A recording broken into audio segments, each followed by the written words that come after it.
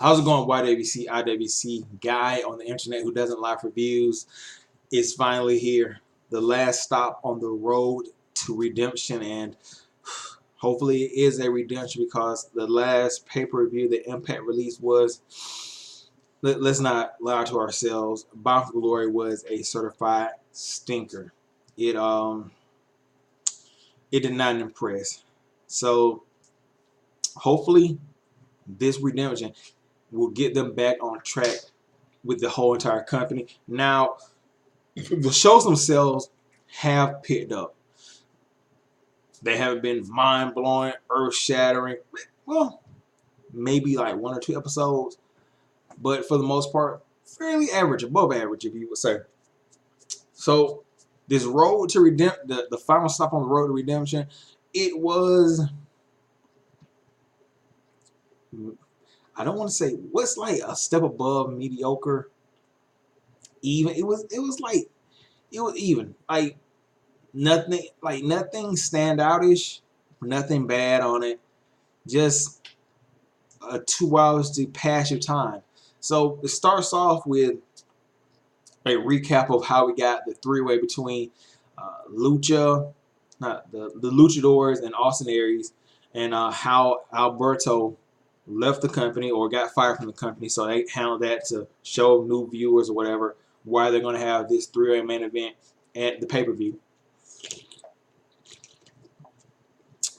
And then the first match was something you don't see too often. Su Yung, Braxton Sutter versus Kira Hogan and Falaba in a intergender tag team match. Now, this match was fairly okay.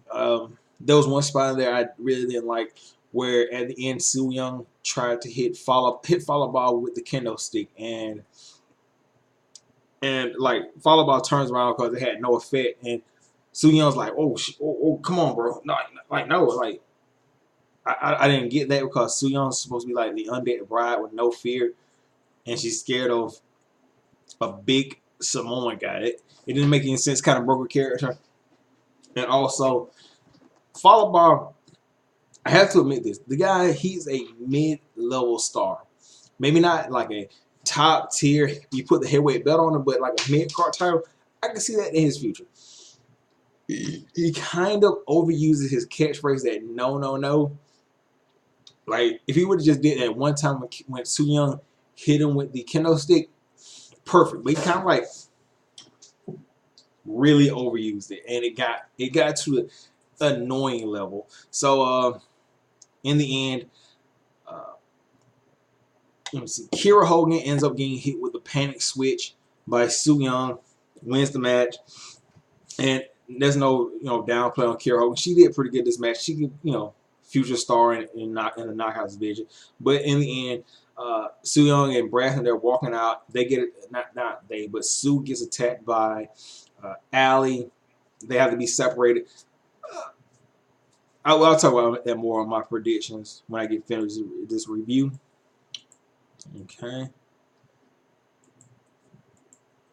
All right. More recapping of the three-way. All right. Then you have a backstage segment where LAX is talking about what they're going to do about Scott Steiner. Scott's like, how do you prepare for Scott Steiner? And Conan pretty much tells him, look, you can't. The guy's unpredictable. He's a loose cannon. He does what the fuck he wants. You don't know what's going to happen. And then, I mean, that's pretty much all you can say. Scott Steiner's a loose cannon. And then you get... I got to put on the Black Youngster voice for this. If you think... I can't do it right now. If you think Jimmy Jacobs isn't like one of the best promo guys in the business, I can no longer have... I can't even do it, man. Relations with you. I cannot kick it with you. But Jimmy Jacobs, he's just so masterful on the mic. It's so calm, threatening at the same time. He tells Mackenzie, look, how's it feel to be beautiful? How's it feel to, be handed things for just being beautiful? And he, like he said, I don't fault you for it. I don't fault Johnny Gorgeous for it. But you guys live in a bubble. And Kong, he's about to pop Johnny Impact's Johnny Gorgeous' bubble because he thinks his hard work, his ethic, his hard work, his ethics, and all this get him opportunities. Knows his good looks, and we're gonna take that away from him. Just, just a really good promo, like Jimmy Jacobs, man. Oh my God, why is this guy? I understand like why he would kill Kong because he's pretty much saved Kong's career. Kong, he was going nowhere, and the whole thing they had him with Laura Vanez, uh, they put him with Jimmy Jacobs. He went from zero to monster hero, like complete turnaround, direction, a storylines. He beats Abyss, and not just beats him. He pretty. I mean, granted, Abyss has gone into more of a management role, but still, that's a huge rub. Anyway, next. Oh yeah, you have the recap of how we got to the Eddie Edwards, Moose, and Tommy Dreamer. It just doesn't even sound right saying Tommy Dreamer with this collective versus OVE, and they show all the stuff how Eddie got his face broken by Sami Callihan's bat. They show the not the hardcore, but the Lucha Underground match versus Impact. Eddie versus Jeremiah Crane, aka Sami Callihan's alter ego. And then they showed Tommy Dreamer appearing on the scene. It was what it was. I'm still not like a big fan of this match, only because I feel like they should stress this out, and they probably should have kept Eddie Edwards on TV for like a while. Had Sami Callihan somehow win a title or something, and have them feud over it or something. It just seems kind of just rushed. It doesn't feel like the climax or the ending to this feud. Like it's a six-way match, a six-person tag match or tornado tag. It doesn't feel right for this kind of feud and what happened in it.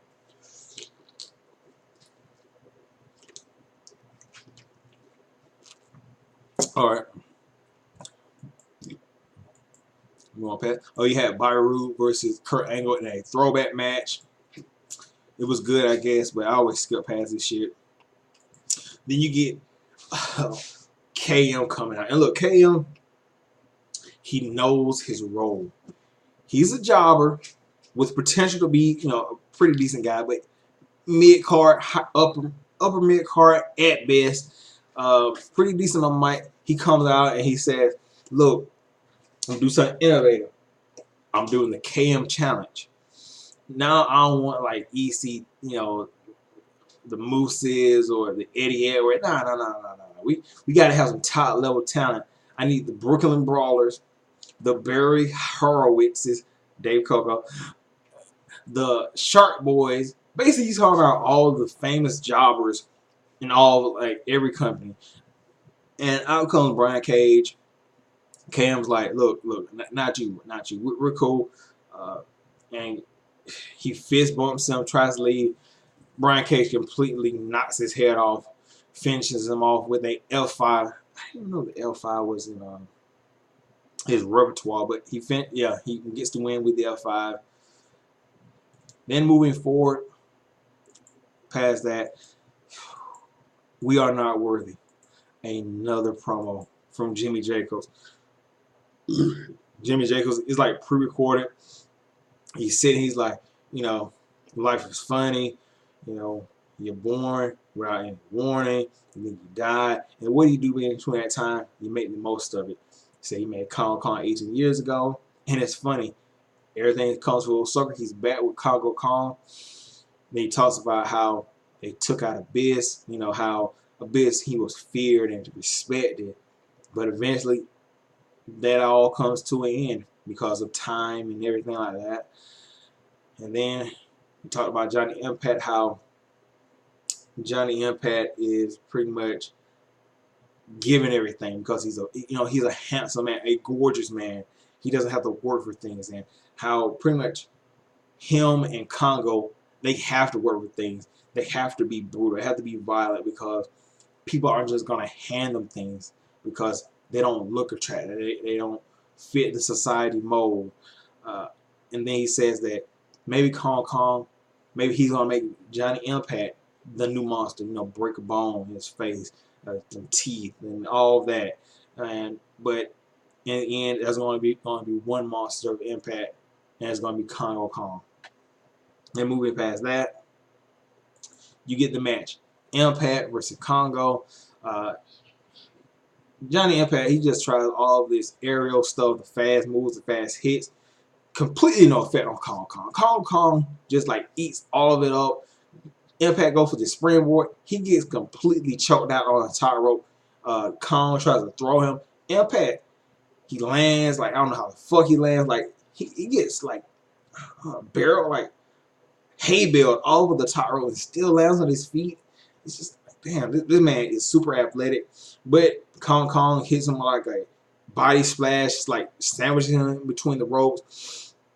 And then they fight on the outside, and eventually Impact tries to go for like a I don't know what you call it, a springboard off the steel steps onto Kongo. Kong just completely fuck out of here. Him like just slaps him out of the air. He lands. Kong hits him with a rolling senton. It like Impact's back is on is on the steel steps, and Kong just comes in with the rolling senton and just sandwiches him in between that shit. And Jimmy Jacobs and Kongo, they're picking up steel steps. And the referee's like, hey, don't do that, don't do that, don't do that. And Jimmy Jacobs just sits him down. He's like, man. Like, you get Kong that look like, take care of this motherfucker. Take care of him, man. Get him out of here. Kongo waylays the ref into the guardrail. They set up the steel steps in between, like, the ropes and everything, like, having, like, vertical or whatever. And Kongo and Gordon Impact, they battle for a little bit. Eventually, Kong gets the upper hand. He gets him up on his shoulder, and he, I want to say lawn dart, but he didn't throw him. He just pretty much ran him like face first, like just completely like locomotion, like trains him right into the steel steps. Johnny Impact, he started bleeding from the nose or the mouth, and Jimmy Jacobs, again, we are not worthy of this promo work. He like grabs Impact by the face and the nose. He's like, look at that face. Look at that face, not so gorgeous anymore. Oh my god. This I want this man to win the S.scoTT title so bad. Just imagine it. I'm not even gonna say anything. Jimmy Jacobs as your S.scoTT champion. Just think about that. Then you get two promo segments. You get one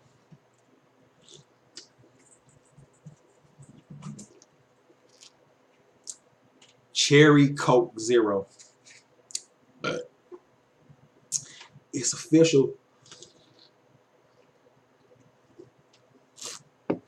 First one, you get the promo for the S.scoTT title, Matt Sydal versus Petey Williams. Matt Sydal talks about how he's more enlightened. He has the body soul connection. He's opened his third eye. And Petey Williams is like, look, Matt Sydal, he's fucking crazy. Petey Williams talks about how he won the S.scoTT title 10 years ago, and how it's been too long before since he's won it again, and he's going to win it. And Matt Sydal's, saying Petey Williams doesn't have the third eye open, so you can't beat him or whatever. And then they show this old footage where I didn't even notice Petey Williams first hit the Canadian Destroyer on Matt Sydal. Let's stop right there. Let's just stop. How high was Matt Sydal in the locker room when he heard that shit? Like, really, just imagine that shit. It's 1990, whatever, and you're a young wrestler in the Indies, and another guy comes to you, hey, what's up? Yeah, hey, I'm gonna win this match. That's what they say, but I want to try this new move. Oh, okay, what is it, bro? Look, you know how like a power driver is, right? Yeah. Well, instead of like a regular power driver, this is what I'm gonna do. I want to flip. I want to get you to power driver position, flip over you, and flip under and power drive you, sort of like a somersault power driver. And you say yes. Max Sydal either has no fear, or he's just like always fucking high, because you gotta be one of the two. Either you're really high, or you have no fear. Somebody just asks you that shit out of nowhere. It's never been done before, and he ends on the end. He's for like a hot dog and a bag of chips, and you say, "Fuck yes, do that shit to me, bro." Now, they also put in stuff where Matt Sydal, he knows how to counter it and everything like that. So it's a lot of history in this match. I'm talking about this when I get into review, and I do a preview or prediction video for Redemption, and then you get the recap for Scott Steiner coming out or whatever, and then they do this backstage segment where Scott Steiner just wipes out Richard Judge. He's like, "God, I hate fat asses," and then he's like, "Too sweet, Scott Steiner." He says, he too sweet, Eli." And he says, "Too sweet." And Eli Drake's like, "Cause that's the only way it's gotta be, baby." Oh man, you always want camera time, bro. But and then Eli Drake, Impact has two of the best promo guys in the business. Don't dispute this. Don't lie. Look, he's not The Rock. I've said this before, but damn, if he doesn't give you like Rock like chills when he's like on the mic, you're lying to yourself. The man has charisma, and it's dripping, dripping the charisma, dripping the mic skills, just dripping all over you. Salty, hating ass. If you think Eli Drake can't talk on the mic, and then like Eli Drake, he says, "Through the eyes of these leopard prints, and they're $500, and I don't even give a fuck." He throws them bitches. And he said, "People thought I was dying now." They were like, "Oh, you must be so sad. Ooh, you're sad. You lost the title to all." Nope. Got back on my feet. Two briefcases. I'm double feasting. Got to hit the little B. Little B. Hold up. Little B on the dog.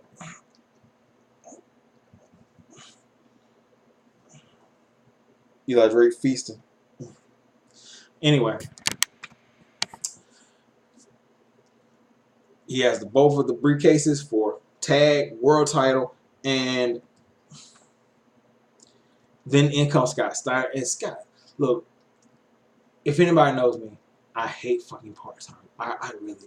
Like, they just hold spies. They are uninterested. Carl Lesnar.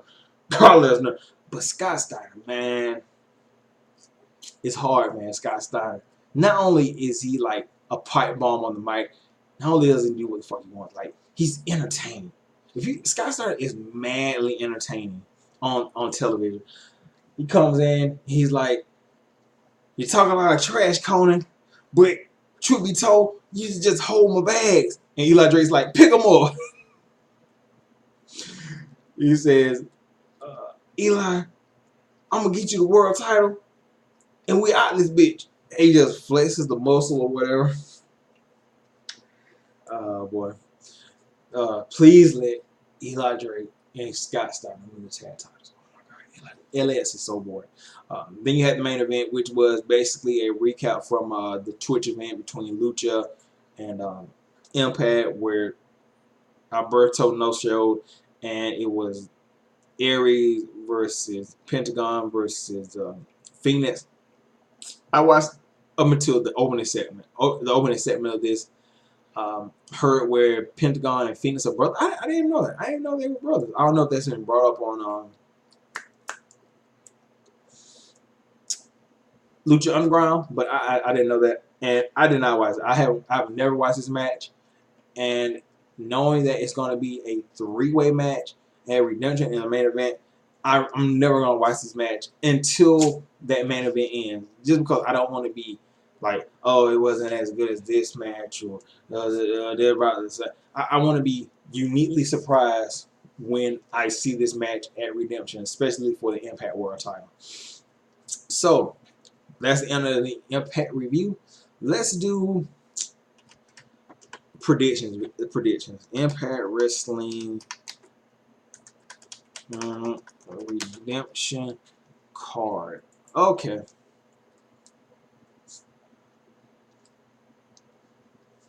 All right.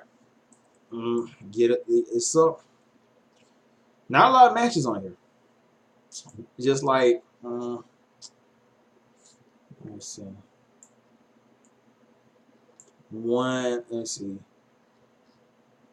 It's 1, 2, 3, 4, 5, 6, 7. 7 matches on this card. And look, there are 2 ways it's gonna go. If the show's good, if Redemption is good, there's people gonna say, "Oh, thank you, Lucha Underground. That's why it was good, dude." Not knowing that AAA and Lucha Underground are basically the same company, or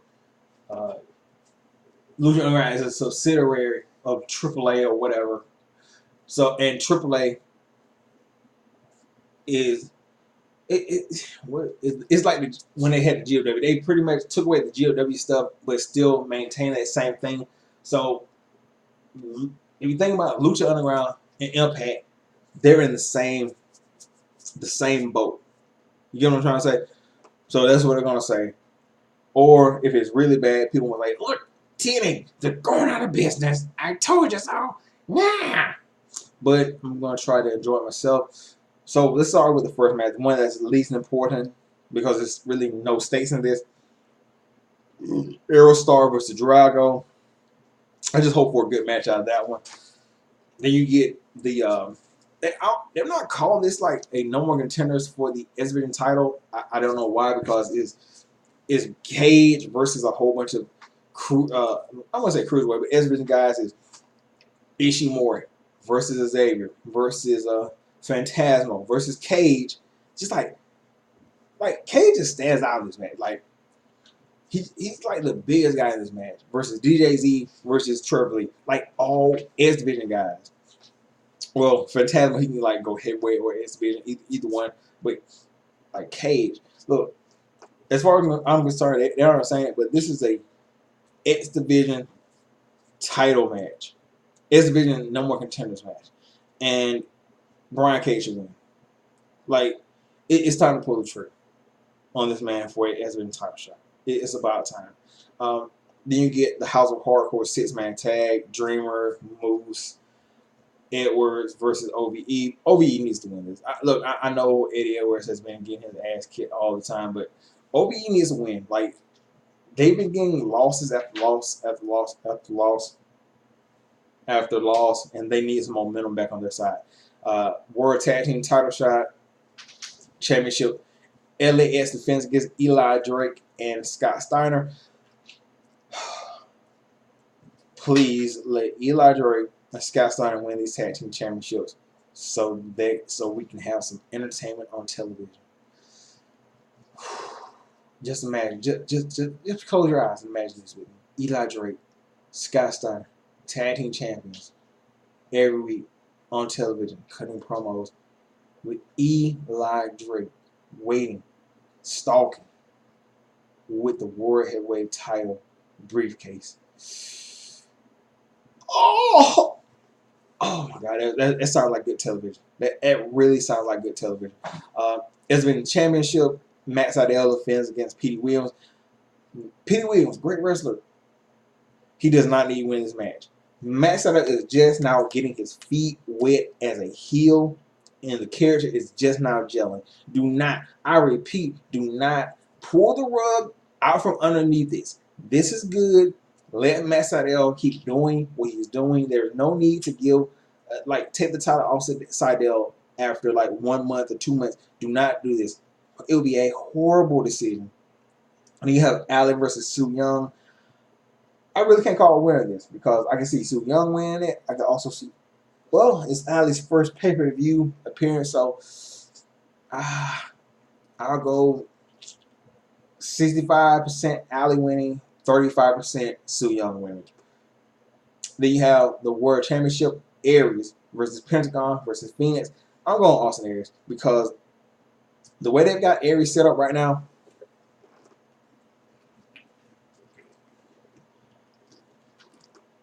enough for you. No, good bet. But the way they've got it set up, Aries is going to Ring of Honor to win the world title, world television title. Sorry about that. And then he's also said that when Lucha Underground comes back, he wants to face the champion, which is Pentagon, for the Lucha Underground title. So I can see this happening. Aries wins, gets the Ring of Honor World Television title, and on an episode of Lucha, he shows up and says, "Look, Pentagon, I want to challenge you for that belt." And he's going to have that belt. So he's going to have like, I would guess before like the end of the summer, he's going to have like 10 belts. And it's going to, it's already got form, but it's going to bring Ring of Honor into that fold too. So, yeah, Aries is going to win this match. I don't see Pentagon or even Fizz win. If they do, it'll be a complete upset. So with that being said, I'm going to get out of here. And I'll see you guys Sunday night, Monday morning, whichever way you want, whatever. So I'll catch you guys later.